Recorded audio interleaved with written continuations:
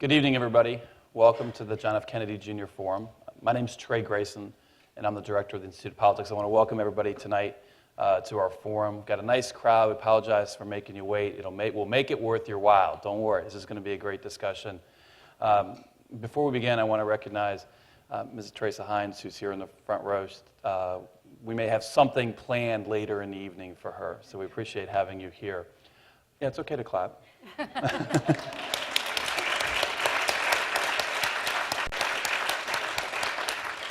We have three great co-sponsors for tonight's forum, and we couldn't have done it without them. First, the Harvard Kennedy School Women in Public Policy program, which does great work. We're excited to work with them on this particular project. The Massachusetts Breast Cancer Coalition, which was started in 1991 here in the state, has done a lot of great work. And one of the best things they did is they helped to establish the Silent Spring Institute to actually have their own little laboratory to do research on breast cancer research. Especially starting in the Cape Cod area, but really spreading statewide. So it's great to work with the three of them, and we have three incredible panelists tonight. I'm going to briefly introduce each of them. Dr. Julia Brody is the executive director of the Silent Spring Institute.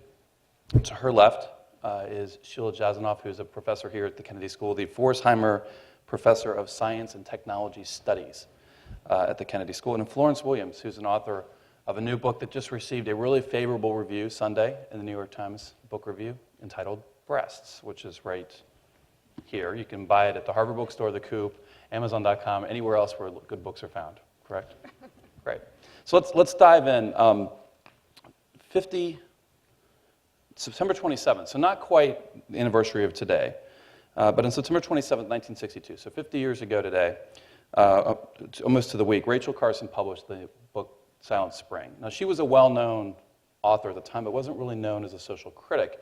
And this book heralded the environmental movement. And if you look at the list of the most important books of the 20th century, this is one of the books that's always at and around the top books of the last century, and had an incredible impact.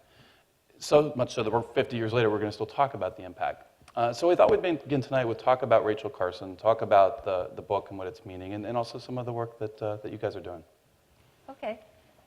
So Rachel Carson, there's so many different strands to her inspiration and her legacy. It's a real joy to be able to talk about her at this 50th anniversary, and also to celebrate the many women and men who came after, including Mrs. Heinz, who pursued her vision. She was really the first to carefully observe the effects of the new synthetic chemicals. They were new at the time, right after World War II, and she was the first really to observe the effects of synthetic chemicals on birds and fish and frogs. And that really kicked off the modern environmental movement and became the first warning that these chemicals that we were putting into the environment might affect human health as well. And starting out with the huge successes of the early environmental movement, DDT was banned, and some of the other organic chlorine pesticides that she wrote about, and we got the Clean Air Act and the Safe Drinking Water Act and the Environmental Protection Agency. And although we may be kind of focused on their limitations now, we did get cleaner air and water thanks to Rachel Carson. And then, in the 1990s, a new grassroots environmental movement came up that was focused on human health. Mass Breast Cancer Coalition was founded at that time when women were just discovering the breast cancer epidemic and seeing that breast cancer incidence was rising, and no one was really paying attention to why incidence was rising and whether there were factors in the environment that we could discover to make it go back down. And Mass Breast Cancer Coalition then founded Silent Spring Institute, as you said, to be a lab of our own for women's health. And actually, the science that Rachel Carson did, where she observed that birds exposed to DDT couldn't reproduce because their eggs were failing, their eggs were falling apart, that actually turned out to be relevant to breast cancer. But it was kind of the beginning of a new science that looked at the effects of chemicals that might mimic or block hormones. And so now I think in the breast cancer and environment science, we have kind of three key pieces of science that originated then that are kind of coming together now. First, the basic biology. We found several classes of chemicals that are plausibly linked to breast cancer because they cause breast cancers in animals, because they mimic or block hormones like estrogen, which we know is a breast cancer risk factor, or because they affect the development of the breast in ways that increase susceptibility later on. So, and these chemicals are in very common products. They're in our couches and our cook pans and raincoats and plastics and food packaging. So the second big strand of science in an area where Silent Spring Institute is really focused is on understanding exposure. We began to measure them in household air and dust, and in Centers for Disease Control began measuring them in human blood and urine samples. So we know that they don't actually stay in the products the way the manufacturers originally thought. They end up in our houses and in our bodies. And then a third strand of the science is about the effects over the life course. So we know that breast cancer risks can occur early in life, even before birth, as Rachel Carson saw with the effects on birds. And they can occur at other points in the life cycle, all the way up until the time of diagnosis.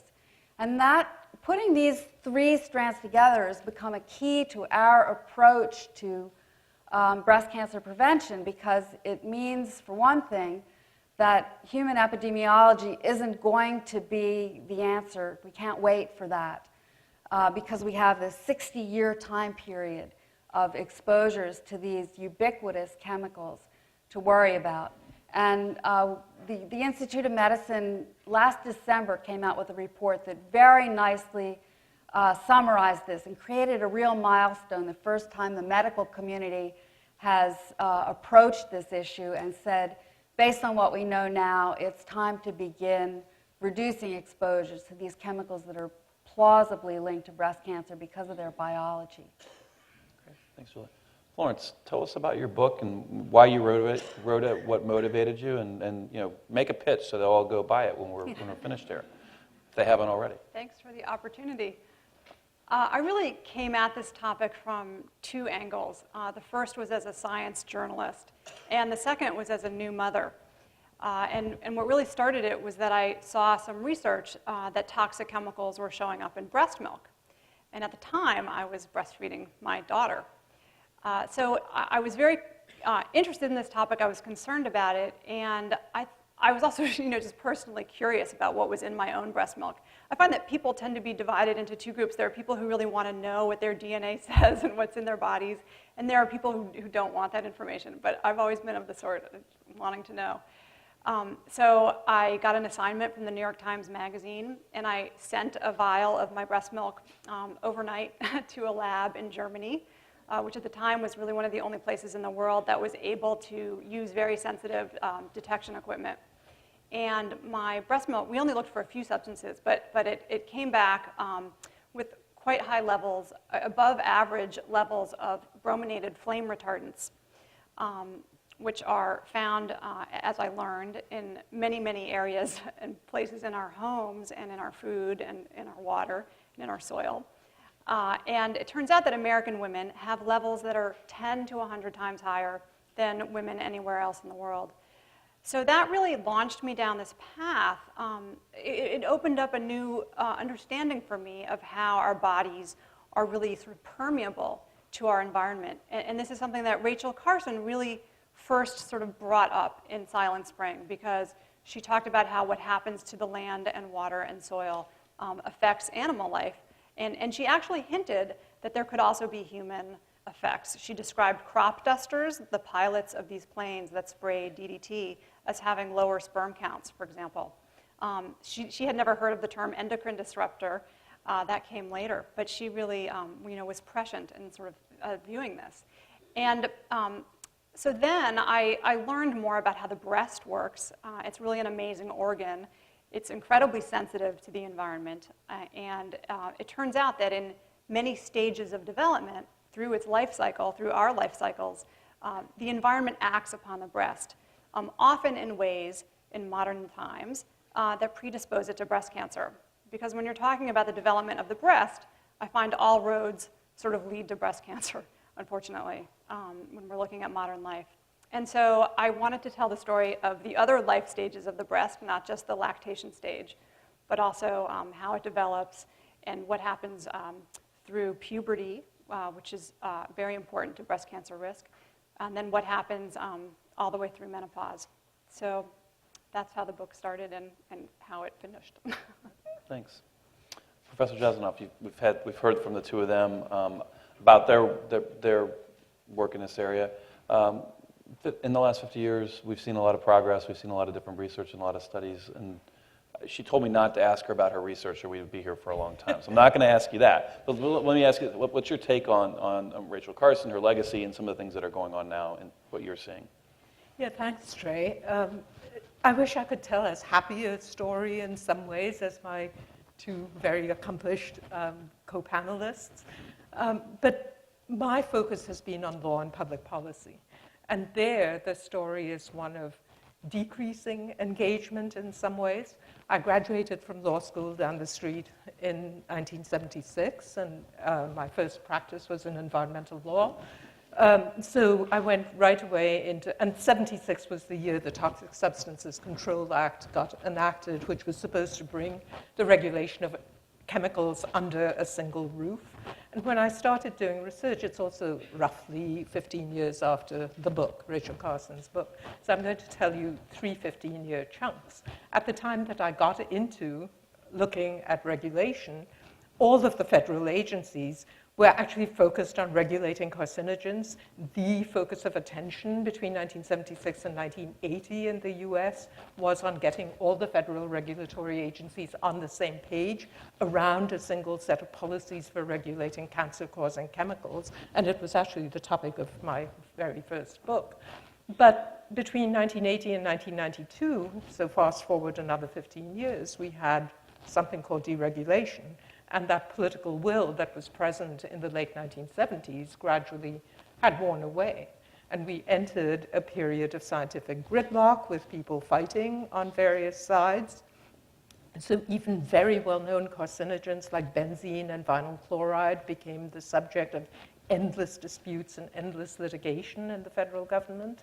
And then you fast forward now to, let's take 2007 as another 15-year chunk, and you get into the beginnings of a transatlantic standoff. And I was really struck, Florence, at your saying that you had to send your sample away to Germany for the most sophisticated tests.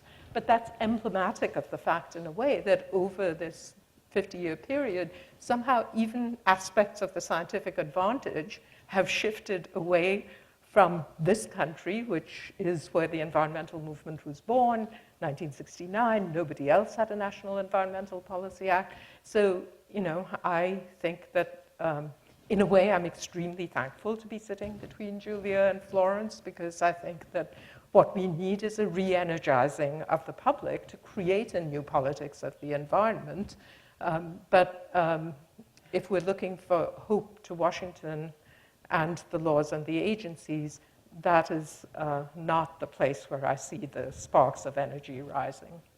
Well, why don't we follow up with that about what would it take to re-energize, to have the next 50 years be better than the first 50 years, to put America back in maybe a leadership position as it was early on? And I think all of you can chime in on this one if you wish. All or any. I wish I knew the answer to that question, but I will say that I think the new science that is, and work like Florence's book that is revealing to people that the products on the shelf haven't been safety tested, that's something that people that might motivate maybe people. don't know. Yeah. And as I was thinking about Rachel Carson's legacy, I was thinking in my darker moments that we are, in a sense, back where she started, in the sense that we're putting chemicals into use before we test them, and then trying to catch up as we figure out what they're doing. But I do think that there's a sense now of at least some people, and moms being in the lead maybe, saying, wait a minute, I just woke up this morning to this new science story that the chemicals in my couch are breast carcinogens. Who decided that? Who said that was okay? And then they can, and they have begun to speak out in a different way. I agree. Rachel Carson focused really a lot on DDT and other organochlorine pesticides. It was only after DDT was found in breast milk that there was really a political movement sort of to ban it. And so I think when mothers get involved, in some ways I think breasts speak very loudly, in more ways than one. And it can be a politicizing force. Well, Professor Jasanoff, you talked about, you said your analysis is worldwide. You've seen other countries. Germany was one that Florence mentioned. Are there other countries that are doing this better? And if so, why? And why are they maybe being more successful in addressing these issues? Well, one of the issues is how one frames and conceptualizes the problem of what went wrong. We actually, TSCA, our Chemical Regulation Act, was very smart in a sense because we were driven by ideas of economic efficiency, and we said that people should not be required to test their chemicals if, after all, they didn't pose enormous risks. So we told the regulatory agencies, show that we need more information as a basis for doing a good risk assessment, and then you can get the companies to produce more information. Well, that sounds smart, but it turned out that everybody started fighting on the very threshold issue of whether or not there was enough information so that you needed to generate more. So the Europeans, I think partly because they're trying to produce an understandable common metric for quite diverse countries with very different regulatory cultures, they've taken an approach that looks less efficient on the surface, but may in the implementation actually turn out to be much easier. And that is to require the same minimum packet of information from all chemicals that are being produced. And so one of the other sort of positive dimensions that goes with breasts being understandable and moms being universal is that, of course, today we have a global environmental community and movement, and information doesn't stay put. And so, people here know that there are other approaches being tried out elsewhere.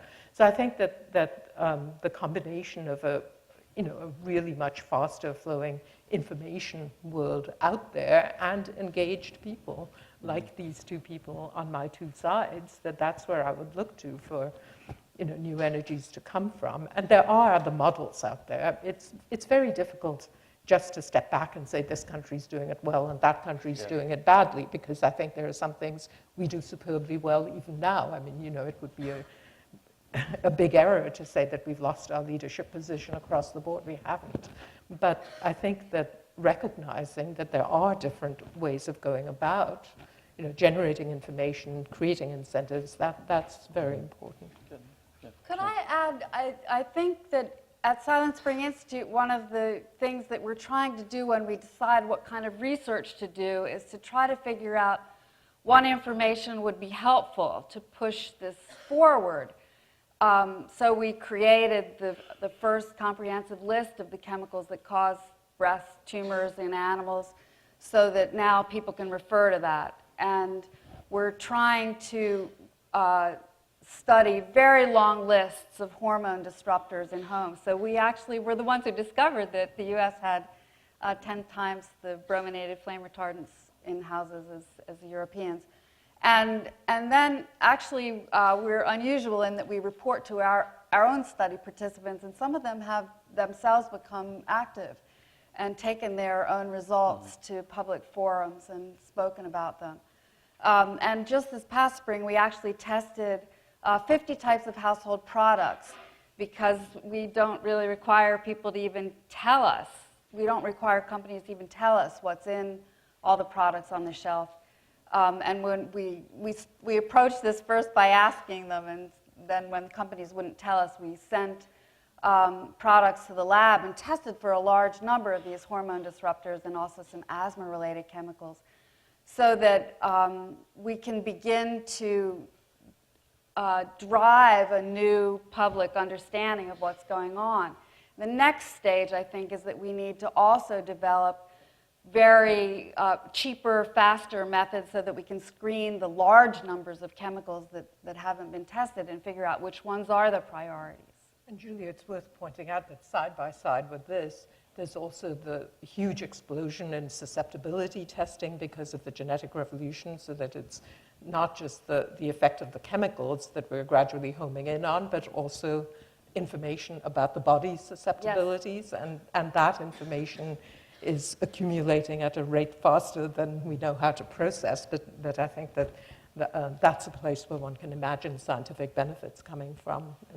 I think we think of all cancers as being a combination of genes and environment, and one scientist said right now we have a kind of fiddler crab with the giant genome claw. We've decoded the human genome, and we have this tiny exposome claw, and need to focus there to get some balance on that equation. It's a wonderful metaphor. Right.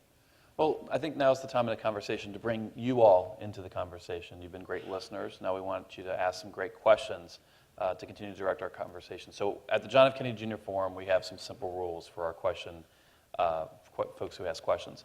We've got 4 microphones. There's 2 here on the floor. There's 2 on the in the boxes on the stairwell. Please don't rush up at once.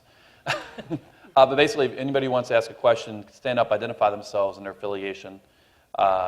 Questions end in a question mark, and they do not contain a speech within the question. So 3 simple rules, and this is usually the best parts of our forums. So, Sita, you want to go first? Hello, my name's Sita Goffard. I'm a sophomore at the college. And I'm wondering, you mentioned that there are a lot of dangerous carcinogens right here in our own home, in our soil, in our water, in our food. And I was just wondering how people can best protect themselves and best make themselves aware of those dangers in order to try to prevent that from being in contact with those. So number one, I think coming up soon, vote.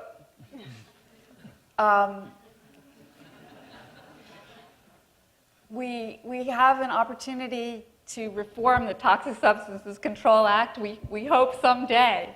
The Safe Chemicals Act is a new model for how we would deal with chemicals and require information about their safety before they go to market. There is also consumer power. We've seen that when people decided they didn't want certain chemicals in their products, manufacturers have been responsive, and so there is some power there outside the electrical process.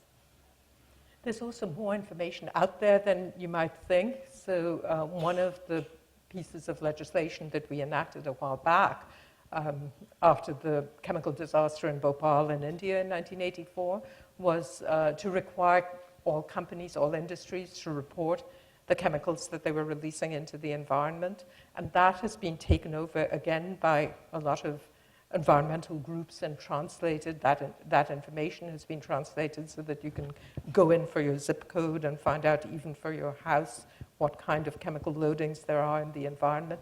So that's just one example of a very powerful information instrument. But I think that to become informed consumers, you have to become a little aware of what's out there as well. I think there are some opportunities for self-knowledge also. We live in this era now. I'm a journalist, and we talk about citizen journalism, where citizens go out and sort of report from their own communities. And you're kind of seeing almost the same thing with science now, with people deciding to test their products, which now has become more affordable. The technology's better. And then they post it on the internet. So there's sort of a lot of knowledge about, at least much more than there was 10 or 15 years ago about what's actually in your toothpaste and what it does to lab animals, for example. Unfortunately, it requires, some time and effort. And as a mother, I can tell you, we don't always have that time to make sure we're buying, exactly the right kind of toothpaste. So I would also say I think it's really important to sort of keep political pressure on to adapt the system so that it's not just your responsibility to be a firewall for the exposures in your home, but really it should be someone else's problem, and it should be the government's. Thank you. I have to put in a plug for silentspring.org. There's a Take Action tab that will give you some practical advice. It's okay to put a plug in for yourself. That's good. All right. Yes, next question. Thank you very much. Good evening. My name is Tanya Ragush, and I'm from Croatia, and I'm actually a student here at the Kennedy School. Thank you very much, ladies, for sharing your time and insight tonight on a very crucial issue. Professor Jasanoff, you suggested that perhaps the way forward is public intervention, and maybe in the form of public-private enterprise or initiatives. You spoke about a lot of things that are taking place through legislation in India, and I understand here as well. What kind of international cooperation is going on to make this aware to all the women in the world, and what can we do in the short to mid-term future? Thank you. Well, that's a huge question, especially at a moment when the idea of international cooperation is in very bad odor in some quarters, and there I would second Julia and say vote, because I think that there are very important issues at stake here.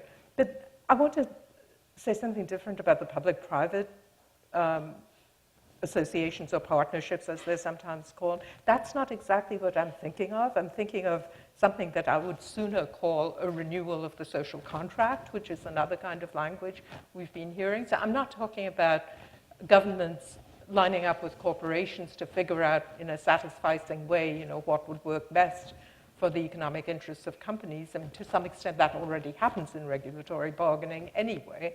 I'm talking about a sort of renewal of the idea that public health is indeed a public good, and that the only entity that can be responsible for that is government. And I think that the kind of point Florence was making about the rise of citizen science all over the world is one pathway by which this can be generated, because it's a demonstration by citizens that what we used to take as a common sense understanding, knowledge about the universe so that we can be kept safe, was something that government was supposed to produce. Well, government isn't producing that in the same way, and I think by generating information, using all these new resources of communication, testing, and so on, citizens can put that issue back on the table and say, who ought to be doing this? It's a collective enterprise, and that's why one needs to vote for particular modes of collective behavior over others. Up here. Hi, my name is Jacob Morello, and I'm asking this question on behalf of the JFK Junior Forum Student Committee here at the IOP. So you guys have kind of described some of the household products, such as toothpaste and couches, that can contribute to cancers. I'm wondering if you could discuss the effect of food on cancers. So I know that there are studies that have linked the antibiotics used in the livestock industry and our meat and dairy products to forms of cancer. So I'm wondering if you could talk a little bit about that. So I'm not an expert on diet and cancer. We have been interested, though, in food packaging and compounds in food packaging that end up in the food and then end up in us. We did a study of some of the hormone disruptors that are in food can linings and plastic wrap and processed food, and actually found that you could reduce your urine levels of some of these hormone disruptors by more than half in just 3 days by switching to a fresh food diet. So we can see that that's a really important exposure source for some of these Florence, did you look at food in your... Well, I actually participated in that Silent Spring study, so Yeah. and my 7-year-old daughter did also. So we underwent this experiment where we sort of lived our normal lives, ate normal diets, and I tried to do sort of a normal American diet, which included some canned food, not a ton, but a little bit, and then measured our urinary levels, and then I went a little bit farther than some other members of the study. I became a vegan for a few days, and I didn't even get in my car because our cars outgas phthalates and other chemicals, and my levels dropped really dramatically. But I had to live this almost, sort of Amish, life. So it's really not easy. And to me, that brought home the message that, it's very difficult to take meaningful responsibility. with the food, I'm amazed, again, as I was with household products, that there's so much we don't know. We don't know, most beef cattle are fed growth stimulants.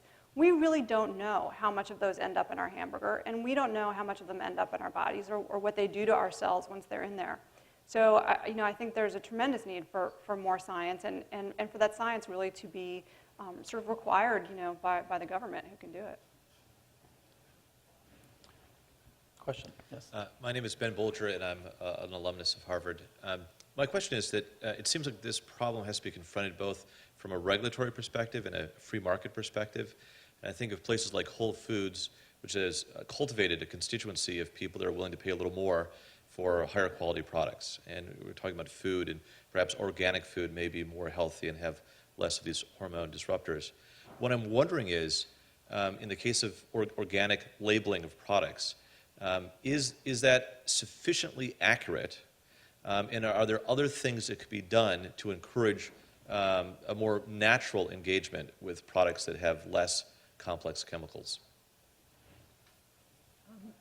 Yeah, so labeling is a pretty interesting, global political issue at the moment. Our organics labeling came out of an enormous political struggle in which large agribusiness was on one side wanting certain kinds of things about the production process not to be labeled, and citizens by and large were massively on the other side wanting those things to be labeled. So a rather complex thing came out of that, and as with all of these, really contested questions, it's not clear that the outcome that emerges is somehow optimal, and one hasn't necessarily asked all the right questions then and there. So it's, it would be a mistake to think that just because something bears the organic label, necessarily it's safer, more nutritious, and less environmentally burdensome. So I think new questions have opened up about things like, where did the environmental effects happen that are now affecting us? What is the distance that the food traveled, even if it is organic? So I think all of that deserves to be opened up. The piece that is very, very difficult is that the way that our American regulatory structure is now configured, there are certain questions that you can't open up. I mean, so, everybody knows that the ban on labeling milk treated with bovine growth hormone had nothing to do with consumer wishes. Consumers did want that label to happen. But our regulatory structure doesn't actually allow you to have that label because people think there's something wrong with treating animals a certain way, or something wrong in an industrialized production process that doesn't allow for local exceptions and other ways of being. So, we would need to open that up. And again, I think that some of the answers are going to come either by state-level action. There's a GM labeling referendum on the California ballot, which will be interesting to watch this November. So, the federal system has its own sort of safeguards. And, again, sort of activism to say we want this kind of information in addition to that. Great, thanks. Rebecca near the front. Hi, Rebecca Williams. I'm a nursing instructor at Bunker Hill Community College. And I have a question, how you're referring to California having new laws. And California has a lot of laws for environmental health. And why are we not seeing that in other states or even at the federal level? Do you want to handle that? Oh, we could share it, I guess. Okay. There have been some interesting state initiatives that have banned certain chemicals. The phase out of the brominated flame retardants started with some state bans, and there have been state rules about BPA in different products. We have rules here in Massachusetts about BPA. So I think we're getting a mixture of state regulations of all different kinds in California, but also in other states as well. So I think that, California is sui generis in a lot of ways, but across the nation, I think there are states that have been leaders and, to some degree, laggards in a lot of different environmental matters. So I would second Julia that not all innovation is coming from California, and one should look to other places as well. And there's nothing wrong with the idea that somebody should go ahead and set a standard that others then try to live up to. It's a huge market. If California regulates in a certain way, industry has to watch to some extent to try to follow those standards. So it's not just a matter of one state being an exception. That exception can be quite powerful and can set a model for others. Thanks. Back over here. Hi. My name is Mia Davis. I'm the former organizing director of the Campaign for Safe Cosmetics and the National Work Group for Safe Markets. So I've been working to get toxic chemicals out of consumer products for my whole career, and now just started a company where I'm going to be trying to make sure that endocrine disruptors and carcinogens don't make it into personal care products that we're slathering all over our bodies every day. And I'm so glad that we talked a bit about activism and how we can be voting with our dollars and voting to pass health protective legislation. My question was going to be on that, but now that I'm up here, I wonder if you could speak for a minute to the manufacture of doubt. So when Rachel Carson was testifying before Congress, she was basically told that she was a silly woman, that she was emotional and overreacting, and that she was trying, it was conjecture, and that she wasn't a good scientist. Incredibly sexist, but also there was a manufacture of doubt that happened 50 years ago. That happened when we were talking about big tobacco in the 70s and 80s. If they get you asking the wrong questions, they don't have to worry about the answers. And if they can test BPA on rats that are resilient to endocrine disruption, they can, certain studies can be funded to prove or find whatever needs to be found to keep chemicals on the market. And I'm almost hearing myself sound a little bit conspiratorial when I say this, except that it's right there. And the American Chemistry Council has hired the same lobbyists, the exact same lobbyists that Big Tobacco hired. So I wondered if you could speak a bit to that legacy and what Rachel Carson faced then and how we're still dealing with that, and if you have any perspective on that.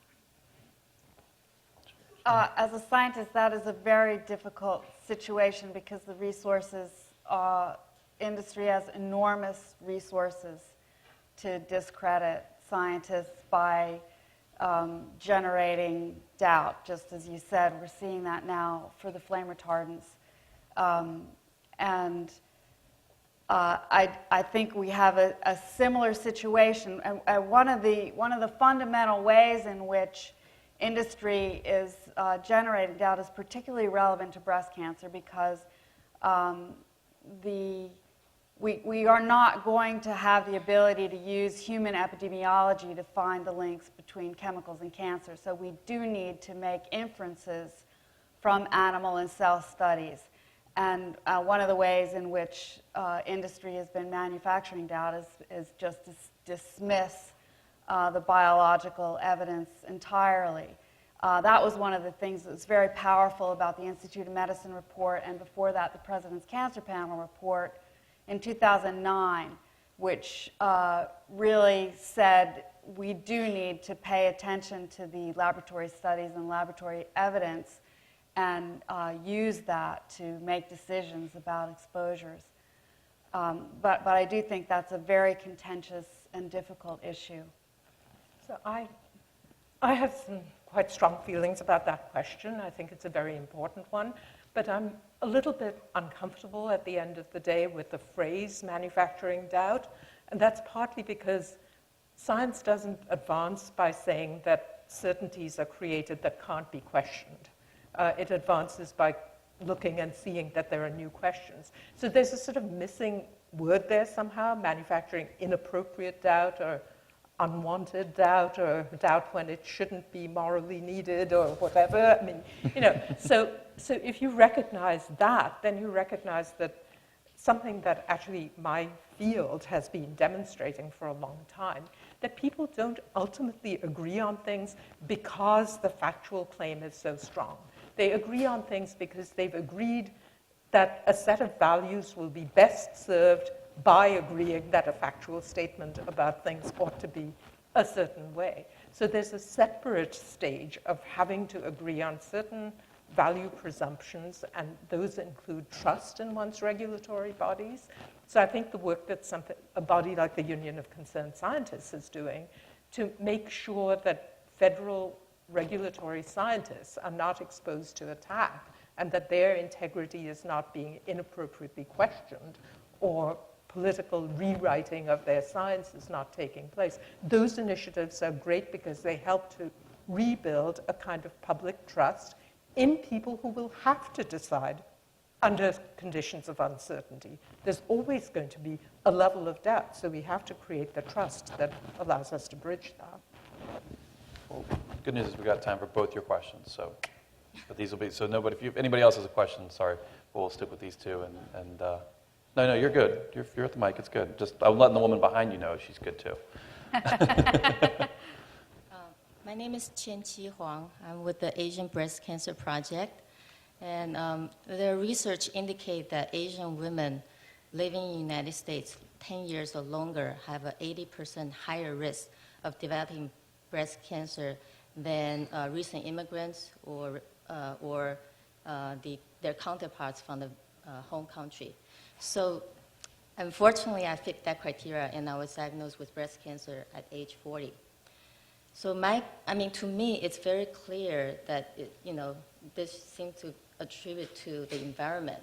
And my question to you is that, do you think that this applies to all ethnic groups? And do you have any plan to do comparative research study comparing, women immigrants to the United States versus the counterpart in the other parts of the world? I'm sorry to hear about your own experience. The evidence that you talk about is one of the key pieces that tells us that there are preventable causes of breast cancer. Because, as you said, it has been seen that breast cancer incidence in Asia has been historically lower than in the U.S., but when women move from Asia to, say, California, where incidence is very high, their risk goes up, and their daughters' and granddaughters' risk goes up and as they assimilate. We're also seeing breast cancer incidence in China and in the developing countries that rising faster, very fast. So this is part of what tells us that there are things about modern society that are contributing to risk. I had the great pleasure to be part of an effort by the California Breast Cancer Research Program to try to understand what's going on in California. And they did begin some new, very innovative research to try to figure out what are the things about coming to California that are different, and how do the different generations change in ways that are related to breast cancer risk. And I'm very excited to see that work go forward. Thanks. This will be our last question, although don't leave when we're done with this, because there is an award presentation when we're finished. Okay, great. Hi, my name is Larissa Sapko, and I'm with the nonprofit Community Works. I'm worried this question is going to sound slightly uninformed, because I'm slightly uninformed about this topic. But you mentioned that many chemicals that mess with your hormone levels, specifically estrogen, can increase the risk of breast cancer. And when I heard that, the first thing I thought of was hormonal birth control. So my question is taking the pill going to give me breast cancer? And also, why don't I already know the answer to that question? So why isn't there, for me, I haven't seen much of a dialogue between like reproductive rights and cancer risk, especially because there's a lot of technology surrounding birth control now. Lots of people have that question, so it's really great to get a chance to answer it. So we do know that estrogen, progesterone, hormone replacement therapy increases breast cancer risk. That is happening later in life when risk is higher.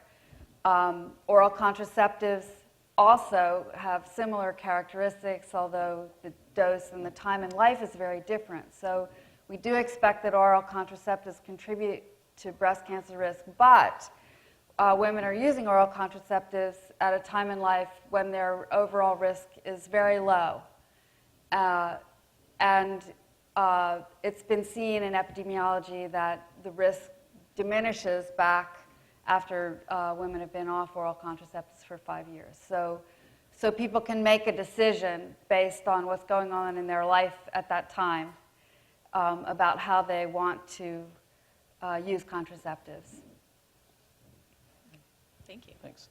Well, I now want to call up to the stage two women, Cheryl Osimo, who was one of the founding board members of the Massachusetts Breast Cancer Coalition, and Dr. Kathy Rogovan, who's a founding and current board member of Silent Spring Institute, for a presentation.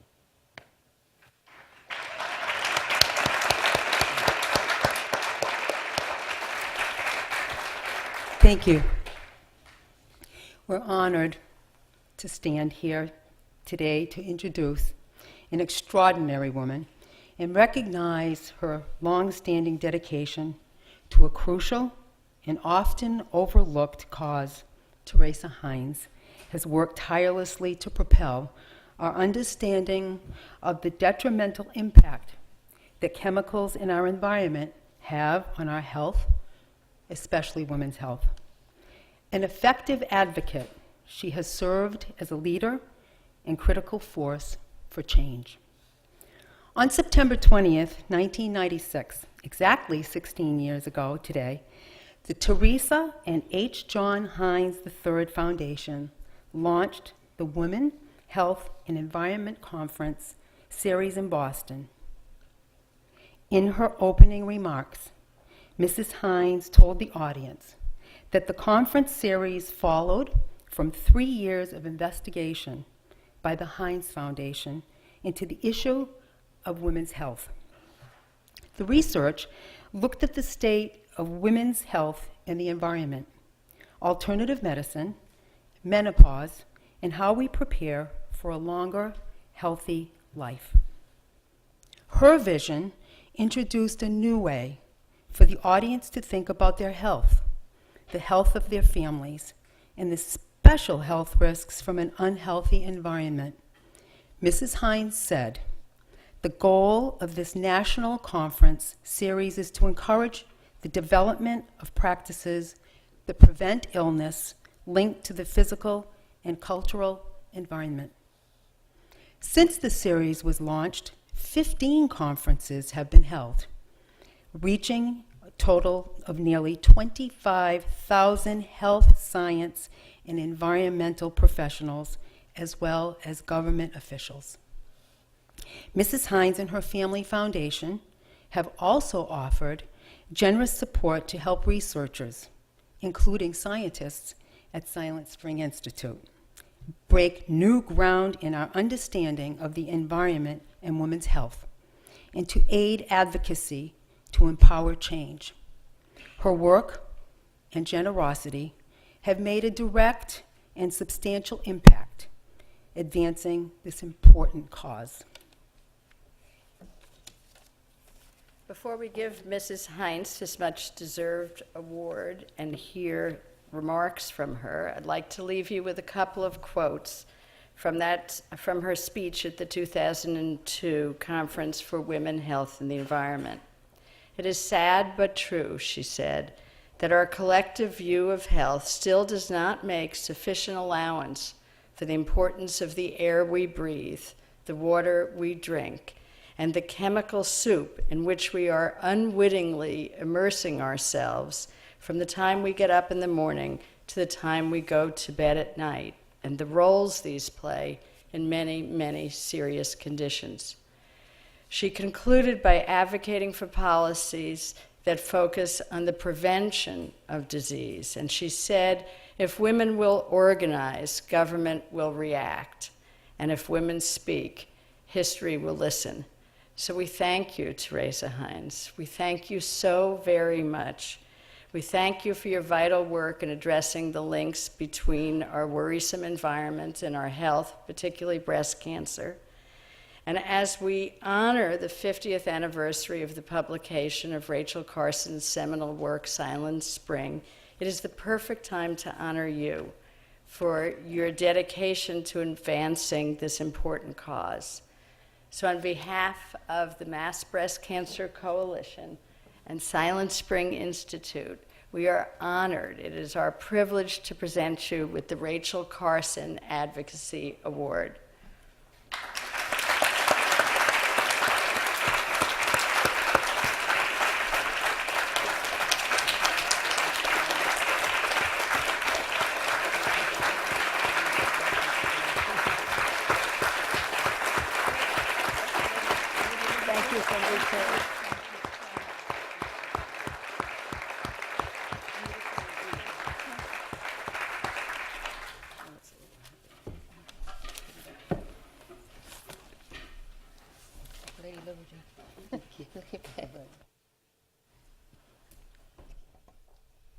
Well, for someone who's coming from Pittsburgh, down the road, really, from Rachel Carson's home, on the Allegheny River, this is a particular honor for me. I've known some of these ladies for a while. We've done some battles together. I have some other friends, Regina, all kinds of people. My daughter-in-law was here at Harvard doing something for a couple of days. And I also got cancer, breast cancer, 3 years ago. So there you are, talking about all this thing I'm supposed to know, I'm supposed to prevent, and I got whacked. And there were so many questions I wanted to also answer when you were asking questions. I thought they were very good questions. And I would say there were several young men who talked about, asked about food and causalities of different kinds. And I have to say yes, yes, yes, yes. I also have to say, for one of you asked about where do I learn about this. For example, right here at Harvard, at School of Public Health, Dr. Jack Spengler is the world's foremost person on indoor pollution.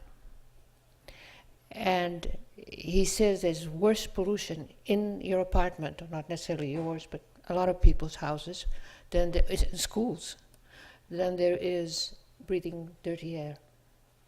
And he explains exactly what and what you do about it. So you have wonderful people right here who can do from public health to go and take a course on green chemistry. You know what we didn't know 15 years ago, and we do now, is the role of green chemistry, where some people call chemistry for the environment. And how a green chemist teaches chemistry is very different from how a normal chemistry teacher teaches chemistry. You look at chemistry in a way that looks at the end product from looking at the parts and seeing which are the noxious parts which you don't want to use, as opposed to let's do this product and then analyze it and it's too late. So there are a lot of things that you can get the parts of, and it's very exciting. But these conferences were important because I'm a daughter of an oncologist. I grew up with medicine. I grew up watching my dad, and I grew up in Africa, watching medicine being practiced also in the bush on the weekends, etc. And what I learned as a little girl, age 5, 6, 7, 8, was a relationship between the world around us, meaning the bush, or the city, or bad waters, or whatever, and survival. And so I became, what didn't exist then, an environmentalist, simply because, and the word didn't, I never heard that word, but that's what I became. I made the correlations between what we do, what we eat, what we expose ourselves to, and surviving, because in the bush, if you don't, you die. Simple.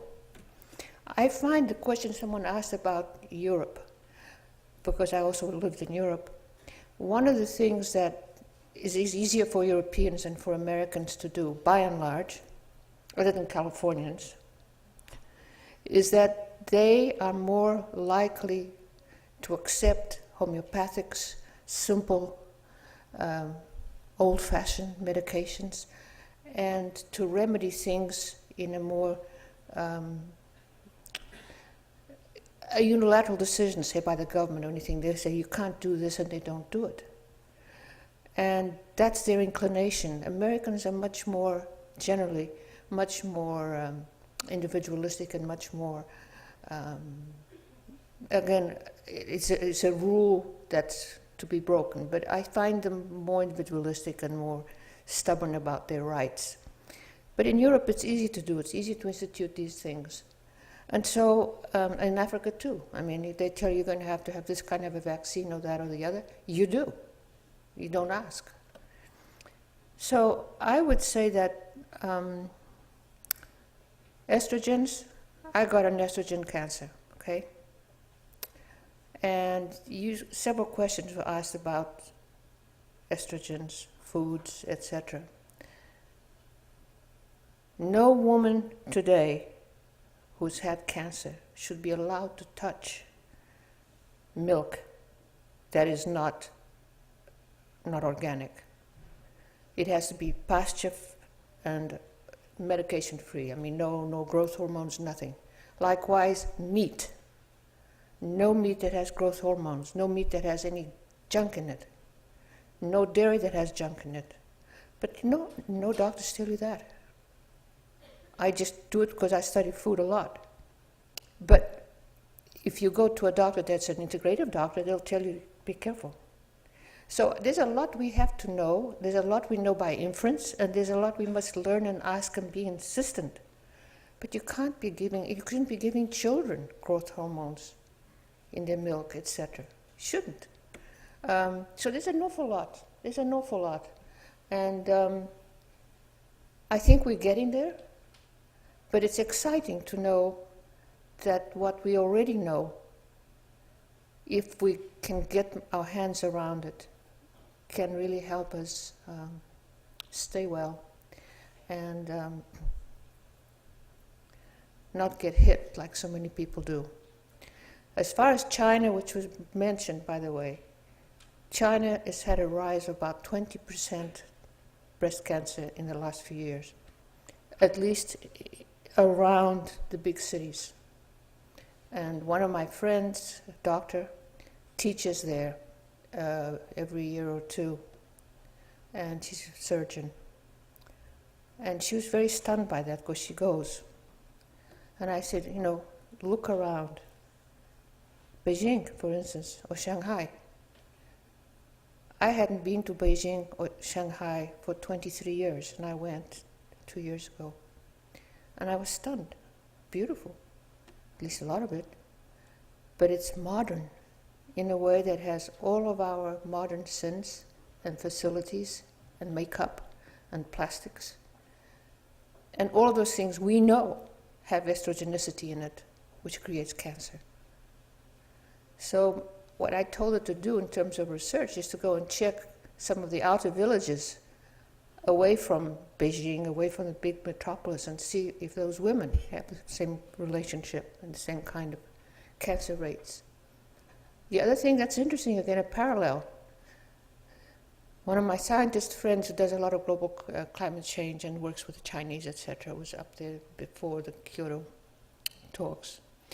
And one of his counterparts in Beijing said, our children are getting stupid now.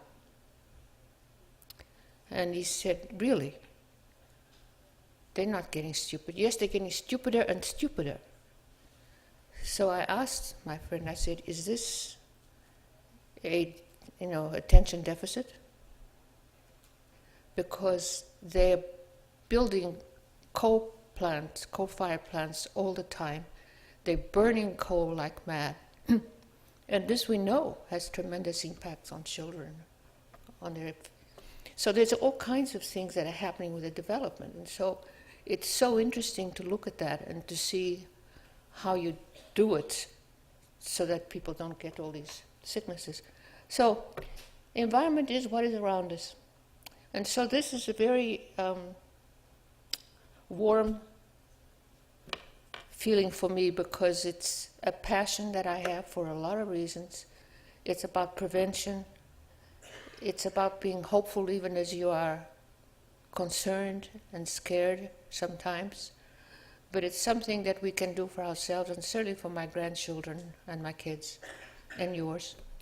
And I am honored because you can see this is something I really care about. So you couldn't have had a nicer award and honor than having this. And thank you so much. Thank you, Sheila.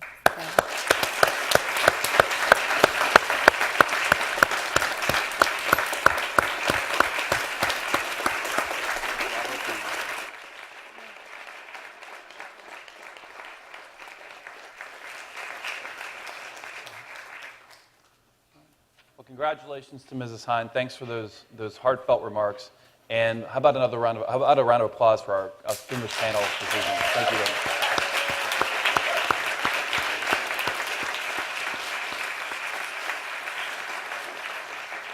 Tomorrow afternoon in the forum, we have the president of Mongolia, who's a Harvard Kennedy School alum. It was actually lotteried, but if you want to go, find one of the staff members. We might be nice to you and let you have a ticket. So we'll see you around the semester at the forum. Thanks, and have a good evening. Thanks.